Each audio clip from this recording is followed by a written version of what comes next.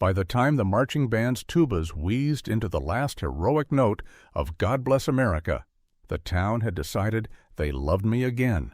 That wasn't the plan. The plan was simpler. Let the light do what light does. I stood at the 50-yard line with a microphone that said Greenfield High in taped-on letters, the same mic they used to announce raffle winners and lost car keys. And I told everyone to look up at the Jumbotron. Before the fireworks, I said, a short film about civic duty, consumer protection, and the price of toxic love. People laughed. They always laugh when they think nothing in their lives is going to change. Then the video rolled, and the night split in two like a roadside watermelon. On the screen, invoices, county filings, warehouse footage, a private Instagram Live that the original poster believed had disappeared like summer fog. There was my ex, the famous cheating wife of Greenfield, the laughing face that neighbors remembered like a house fire, arm in arm with her affair partner, a way-scented entrepreneur named Zeke who sold luxury tiny homes that never seemed to land on foundations. 2 minutes into the reel, the stadium went quiet. You could hear the popcorn underfoot. Zeke's pitch deck flashed, renderings of gleaming micro-palaces nestled in the American dream, quotes from investors who were actually Zeke's burner accounts, and a spreadsheet with an error so loud even the math allergic could feel the siren. The camera cut to a drone shot of the storage lot by the interstate, the place I'd mowed for a year at dawn, pretending not to care about anything but straight lines. Under the tarps, not homes, not even frames, just hollow shells, tin better suited for lemonade stands. A line of trucks I'd rented appeared next, men from the VFW, the youth pastor with forearms like pine logs, even old Mrs. Whitaker from the library dispatch desk riding shotgun with a clipboard. The lot manager signed the release. A deputy nodded. The tarps came off on camera. The town gasped on cue. While the video rolled, I did nothing. You can't push a tidal wave, you just step out of the way. The stadium bleachers held 1,000 of us, teachers, retirees, landscapers, the mayor who still pronounces ITIE like a county fair pig's name. Everybody watching a quiet ledger of betrayal balance in public light. Greenfield has a way of turning private sin into public theater. Maybe that's just America in denim. The film ended with a still of the homes stacked like sheet cake. Then the words, "All purchases refunded." It wasn't a threat. It was an affidavit. I'd spent 6 months collecting liens, filing motions, and bleeding out my savings to buy legal teeth sharp enough to bite. The concession stand lights had never looked so holy. My cheating wife, well, ex-wife, was in the second row behind the band moms, frozen in the glow. She had laughed the night she left, with that big city cackle she learned from an influencer's stories, as if the whole town were a television audience, primed to cheer for infidelity. She wasn't laughing now. Zeke had that glazed look gym bros get when the power goes out at the smoothie bar. I should have felt the old thunder of revenge. The showy version people pour over ice and call justice. Instead, what I felt was smaller and cleaner, like a window opened in a hot room. It wasn't about flames, it was about air. "That's all," I told the crowd, my voice steady as a church bell. "Oh, one last thing." And the scoreboard lit up with a QR code that linked to a restitution fund I'd set up through a law firm in Indianapolis. Money already wired from seized accounts, ready to return to the families who had paid deposits. Mrs. Ramirez, who works 2 jobs and still bakes cupcakes for every PTA event, cried into her sleeve. The mayor put a hand on my shoulder in that way small-town men do, trying not to hug. "We didn't know," he murmured. I said nothing. The fireworks crew, confused, set off a rogue fountain of sparks behind the end zone, and the night resumed its regular heartbeat. People drifted down the bleachers, buzzing like hair clippers. Some shook my hand. One kid told me I was low-key Batman. My ex stood very still, as if stillness could reverse tape. By Monday, folks would call it the night the town stood still, but the truth is, we didn't stand still. We pivoted. Greenfield does pivoting like a marching band, sloppy at first, then everyone finds the line. If you're asking whether I planned the spectacle to humiliate her, to salt the field of our old family house with a neat line of public shame, the answer is messier than a yes. This wasn't about stunts. It was about lancing a boil that had turned our home into a rumor. Revenge, for me, wasn't fire. It was paperwork, daylight, and the soft astonishment that follows when truth finally clicks. But you want to know how we got here, the cheating, the laughter, the little American town that loves a parade and a catastrophe with equal appetite. Fine, rewind the tape. Back to the night a porch light became a stage, and the word betrayal learned to drive. Greenfield has 3 cardinal institutions: the Friday night lights, the HOA, and the dairy barn that refuses to switch from cash to cards on principle. If you want to understand our weather systems, gossip, grace, and everything between, you have to understand the HOA like a secret Senate with better lemonade. They call themselves the board, but it's really an unacknowledged parliament of porches. My cheating wife learned early how to charm it. Her laugh was the currency, her brownies the relief package. She was good at being adored, and I was good at fixing garbage disposals without turning off the power. We fit once upon a fireworks barge. Then whom Zeke. He arrived with a food truck smile and a pitchman's glint. In his mouth the word family rang like a ring tossed on a counter. Noisy, weightless. He taught a Thursday night IT class at the new gym, the one with garage door windows so everyone could see your suffering from the street. I didn't know my marriage had moved onto a showroom floor. He's a visionary, my wife said, the way people say visionary when they mean doesn't own socks. And she stopped wearing her wedding set to spin class because silicone rings are safer, and I told myself that made sense because I wanted the world to make sense. That's the thing about betrayal. It doesn't announce itself with a villain cape. It trickles in like a leaky faucet you pretend you'll fix when the weekend comes. The night it all broke, a summer thunderhead had parked over Willow Lane, turning the street into a glistening movie backdrop. You know the way a storm makes American lawns look expensive? The porch light drew moths and neighbors. She came out with a suitcase the exact shade of apology and climbed into Zeke's leased truck while laughing, a big, sparkling laugh like a champagne cork fired at the moon. She said, "You'll be fine," as if I were a pothos plant with low light tolerance. The neighbors pretended not to watch and watched anyway. I stood there holding a supermarket rotisserie chicken, like a prop from a farce, hearing the word fine ring in my skull until it sounded like a promise made by a telemarketer. After she left, the HOA women, a benevolent coven in Caprice, took turns bringing me casseroles and advice. "Don't go dark," said Mrs. Whitaker from the library, slipping me a card for her nephew who did family law.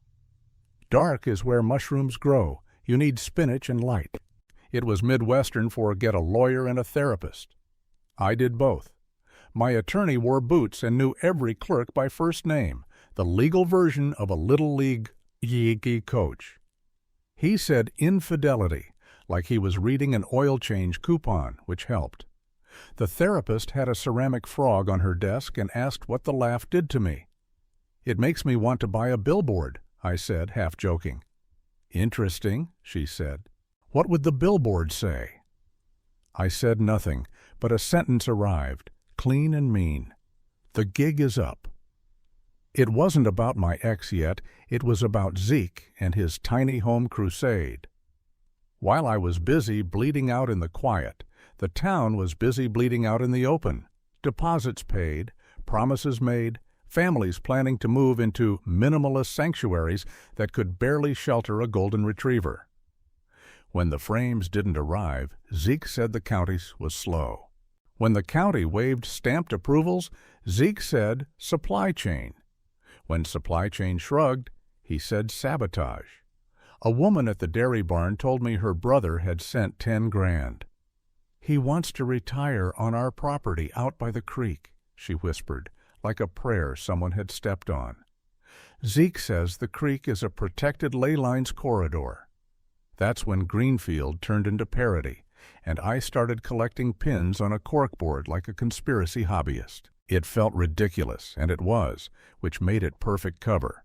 The board, our HOA parliament, had already held 2 closed-door sessions with Zeke, after which the minutes read like a college improv class.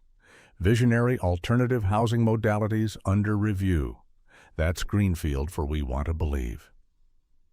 I didn't do this because of revenge, not at first. I did it because the laugh, hers, his, the universe's, had stamped me as an understudy in my own life, and the only thing left was to learn the lines and flip the scene.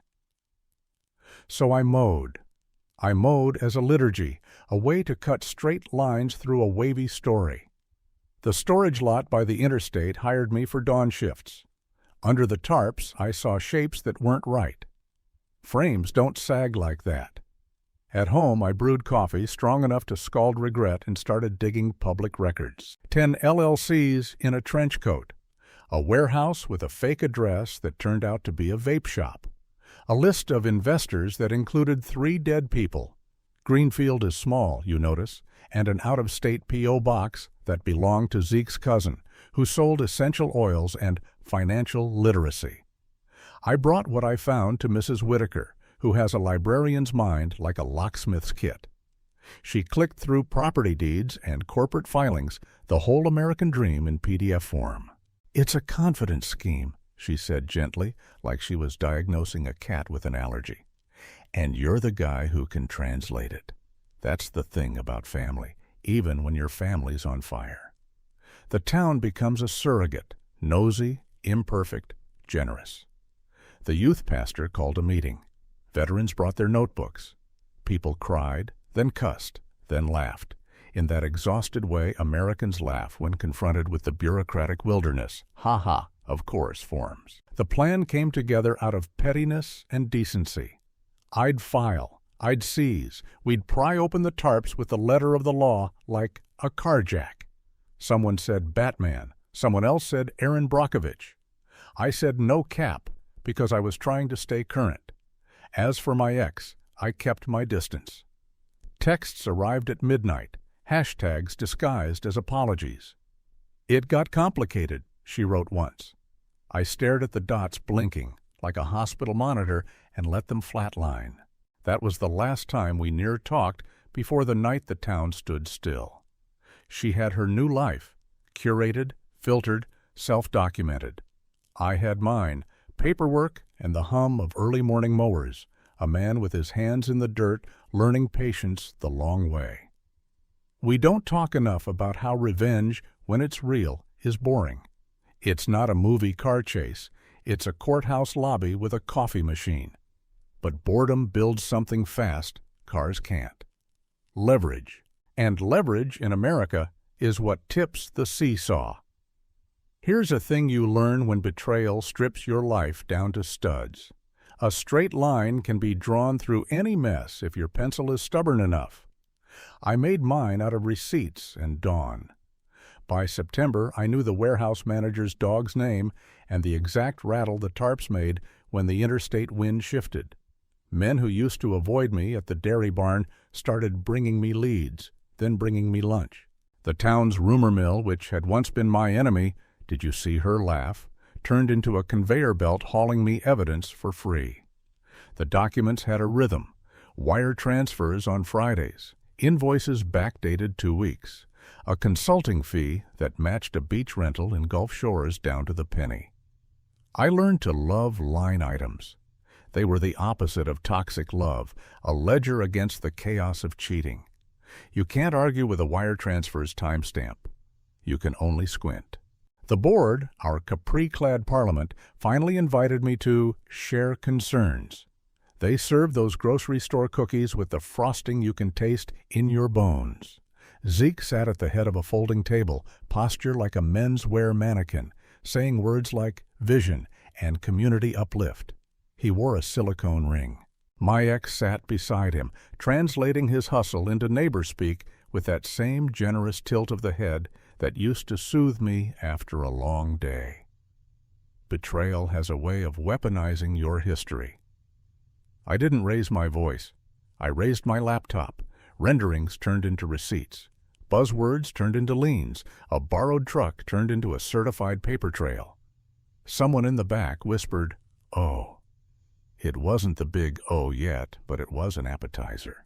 "This is slander," Zeke said, the word sticking to his tongue like peanut butter. "It's public record," I said. Then I read parcel numbers the way preachers read genealogies, out loud and with faith that the names themselves do work. A board member who had long believed herself allergic to conflict sneezed out a motion to request clarification from the county. The county sent a letter with the tone of a gym teacher. Enough. The sheriff, who plays bass at church, asked to see my files. When I arrived with a banker's box labeled "Tiny Homes, Big Lies," he laughed, then turned serious, then called the deputy, who hates paperwork, and told him it was time to learn to love it. Meanwhile, my own life needed more than vengeance vitamins. I said yes to every mowing job and then started a crew, then two. We called it Lawn and Order as a joke that paid the mortgage. Men who'd been broken in their own ways, divorce, the bottle, a bad back, and a worse boss, showed up at 6 a.m. for second chances. We cut lines straighter than Scripture and found our dignity in edges you could measure with a ruler. It's not heroic, landscaping, but it's moral architecture, shape the wild so a family can live in it. American as a porch swing. Saturday nights, when the town cooled from sunburn to porch sitting, I'd drive the streets we maintained and count the lit windows. This is going to sound corny, but hear me. Revenge done right is a side effect of building something worth defending. You can't just set your life on fire and hope the right people get scorched. You have to build a shelter for the decent. There were setbacks. Zeke changed LLC names like socks. My ex posted a curated healing journey, complete with a ring light and captions about growth that made it sound like infidelity is yoga. A handful of people said I should move on in that way. Americans tell each other to forgive when they're tired of the story. But a thing had happened to my town, to my neighbor's savings, to Mrs. Ramirez's hope of a little screened-in porch for her aging mother. Forgiveness is holy, silence is not. One night, the storage lot owner, a quiet man who looks like he was carved from a bowling lane, let me climb the fence after hours. "You didn't hear this from me," he said, "but I'm sick of looking at tarp sculptures." Under the floodlights, the truth looked almost funny. Not houses, not kits, just a magician's misdirection, metal skins without bones. I filmed what I needed to film. At dawn, with coffee dark enough to scowl back at me, I edited on my kitchen table while a little league game warmed up across the street. The metal clanged on screen like a bell. Somewhere in that edit, between the drone shot and the invoice overlay, I realized the show had to be public, not out of spite but out of civic medicine. Greenfield wasn't going to heal in back rooms with signatures. We needed a mirror in a stadium. The timing chose itself. Homecoming. Fireworks. The jumbotron that usually shows teenage boys flexing their scholarship offers would show a grown man flexing his right to the truth. My attorney said, "Careful." The sheriff said, "You're fine." Mrs. Whitaker said, "Bless you," and brought a thumb drive like communion. In the days before the show, my ex texted again, this time without hashtags. "Can we talk?" she wrote. But by then the talk had moved beyond marital debris. It had drifted into the town square, into the family of our whole long street, into something bigger than cheating or revenge. Call it a reckoning with our appetite for easy stories. We love a good villain. We hate complicated arithmetic. That was the other thing the paperwork taught me. Complexity is the enemy of con men and the friend of the faithful. You sit with it long enough, and it clarifies like broth. So yes, I rolled the film, and the town watched itself get smarter in real time. Deputies executed seizures the following week with a politeness that made the evening news. The restitution fund paid out in batches. Mrs. Ramirez held a check like a new baby. Zeke tried to post through it. People always do, calling the whole thing a smear by entrenched interests who fear innovation, which is a lot of words for we printed brochures. And the board replaced itself in a flood of resignations dressed as opportunities to spend more time with family. The dairy barn switched to cards for a week in the chaos, then switched back out of principle. And my ex? She came by the house at dusk one evening, the kind of evening where the grill smoke lays down low and the cicadas mistake your yard for an audition.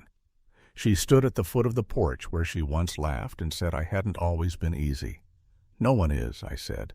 She described the shape of our old life as if it had been a rental with hidden mildew. We grew different, she said. We did, I said, but we didn't grow dishonest. It matters, the difference. I didn't let her be the villain. I let the math be.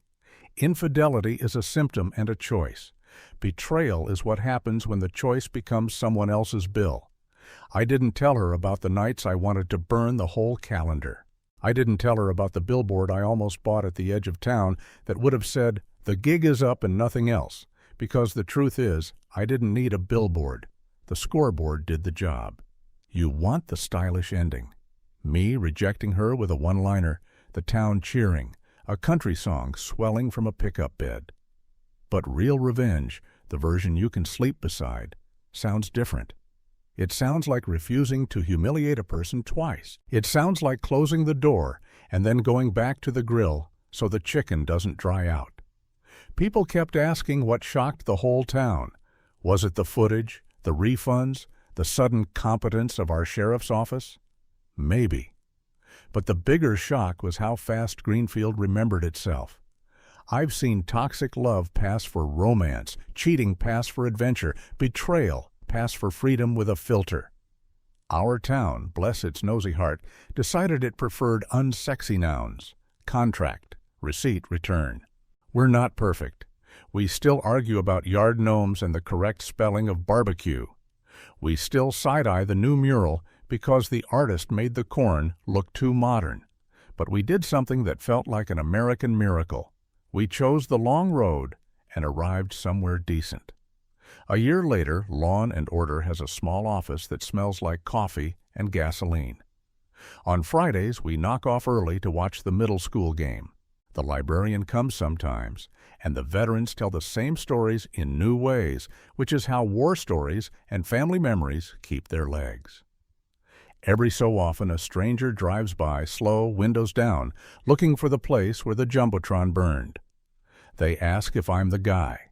I say yes, with the shrug men use when they don't want to be congratulated for doing their homework. If they push, I give them the only gospel I collected in the rubble. Revenge that doesn't become cruelty can look like mercy from the right angle. I'm not holy. I'm a man who mows. I got angry and then busy. I got humiliated and then precise. The laughter that night, hers, the porch chorus, used to live in my chest like a bad tenant. It moved out quietly when the checks cleared. In the stands, after the film, people didn't chant or jeer. They stood in that hush that comes when fireworks pause and everyone looks up at the dead space, waiting.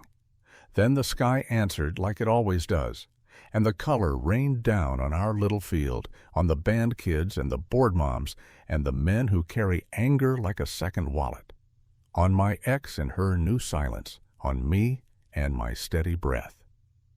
We walked to our cars and no one said the word hero, thank God. The town just looked a little cleaner under those sodium lights, the same way a lawn looks after a careful edge. And if you insist on a last word, let it be this. The cheating wife laughed when she left because she thought the story belonged to her. It didn't. It belonged to the place that raised us, the porches and picnics and paperback Bibles, the human chain of neighbor hands. She laughed, sure. And then the town answered, not with pitchforks, not with gossip, but with a paper trail and a jumbotron. Call it corny. Call it American. Call it the kind of family you get when your own goes missing for a while. Whatever you call it, it worked.